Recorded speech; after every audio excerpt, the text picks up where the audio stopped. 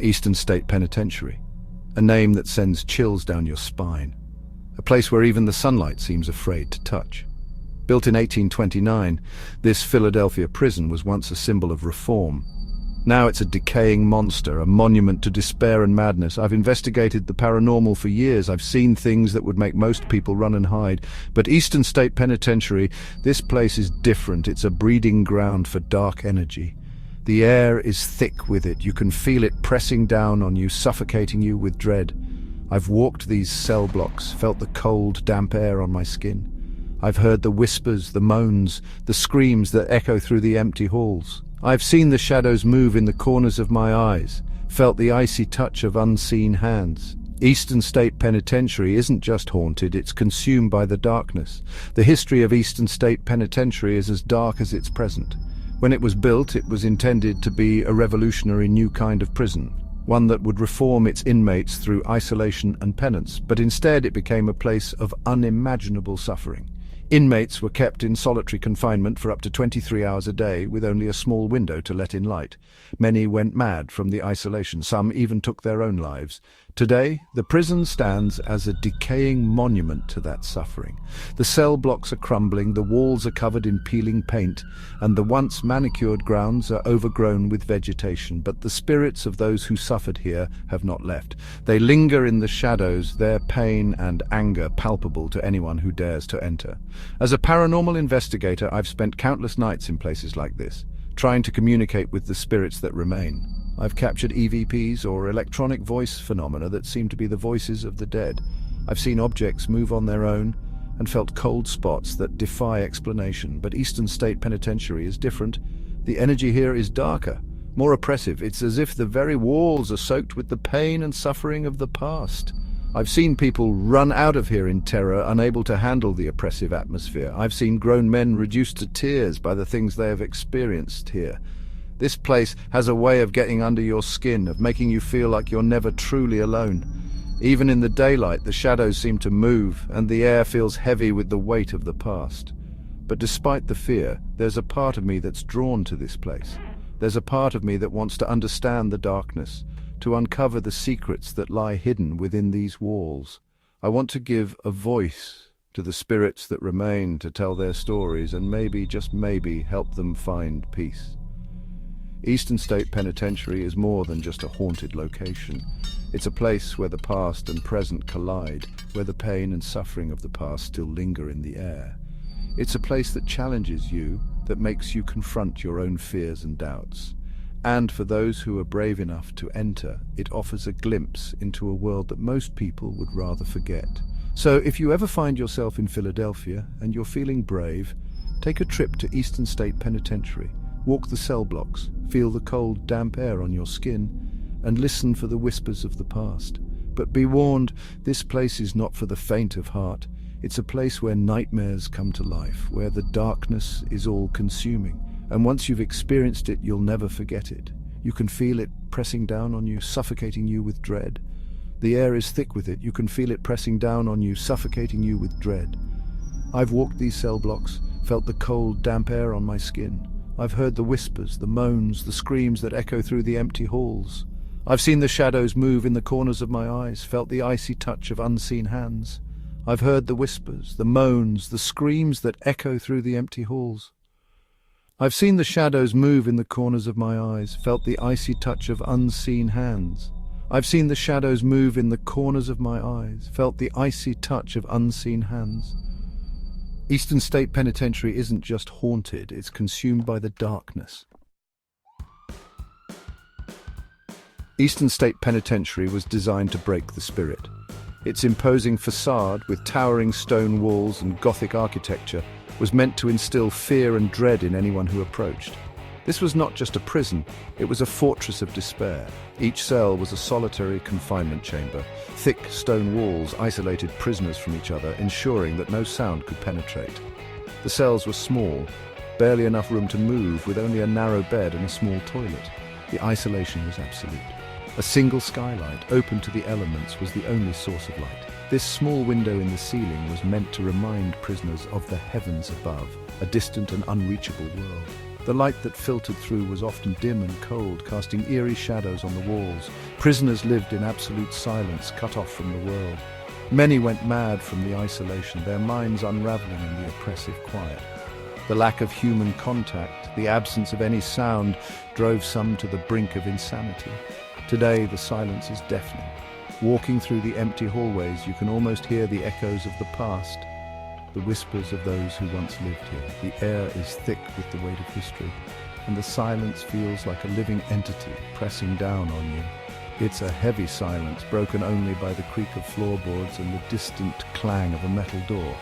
These sounds, though faint, are a stark reminder of the lives that were once confined within these walls.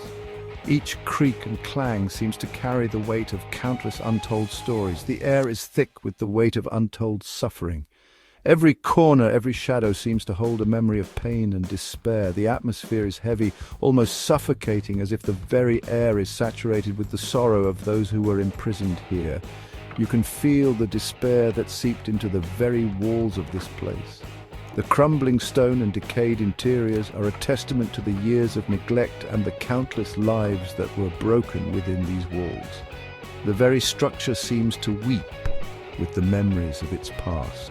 Visitors report feeling uneasy, watched.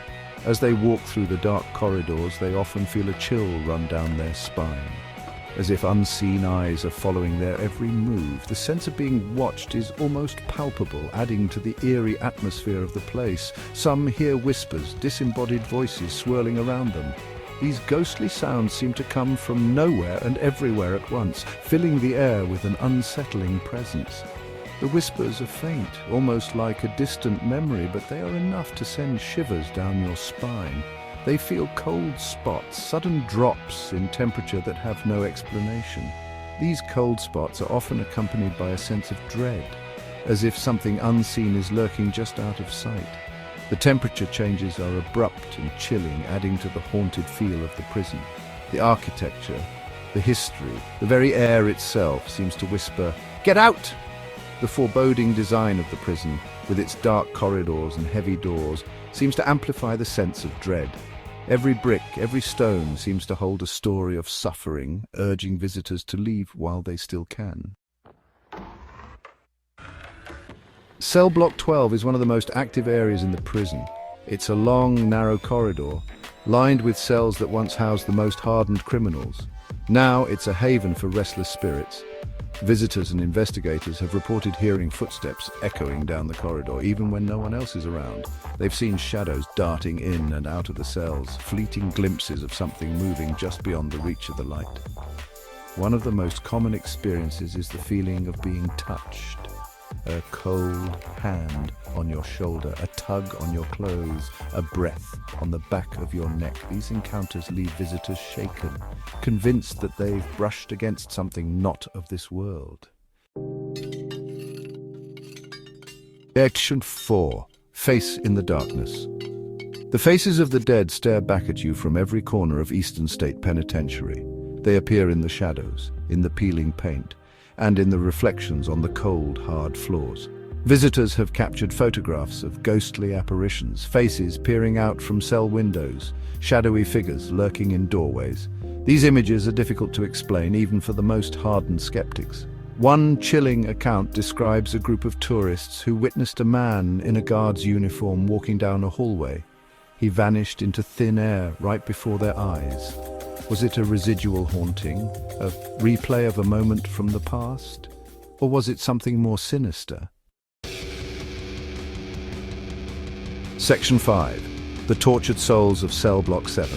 Cell Block 7 was known as the Hole. It was a place of utter darkness and despair. The most unruly prisoners were sent here, locked away in solitary confinement for weeks, months, even years. The energy in Cell Block 7 is palpable. It's heavy, oppressive, filled with a sense of unimaginable suffering. Visitors have reported feeling overwhelming sadness, anger, and despair. Some have even felt physical sensations like shortness of breath, chest pains, and nausea. Many believe that the spirits of the prisoners who suffered and died in Cell Block 7 are still trapped there, their pain and anger echoing through the ages.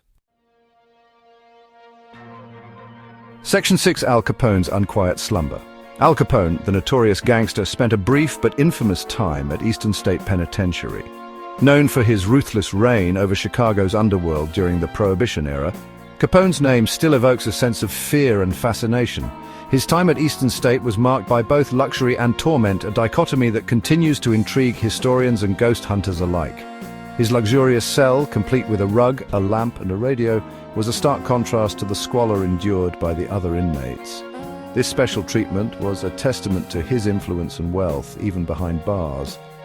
The cell, often referred to as Capone's suite, was furnished with items that provided a semblance of normalcy and comfort.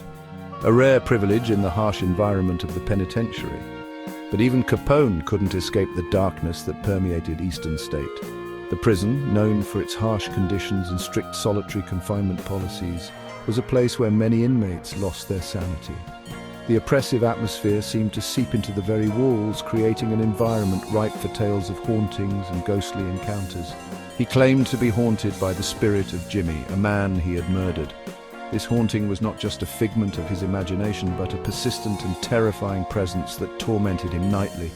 Capone's cries for help and pleas for forgiveness echoed through the prison corridors, adding to the eerie ambience of the penitentiary.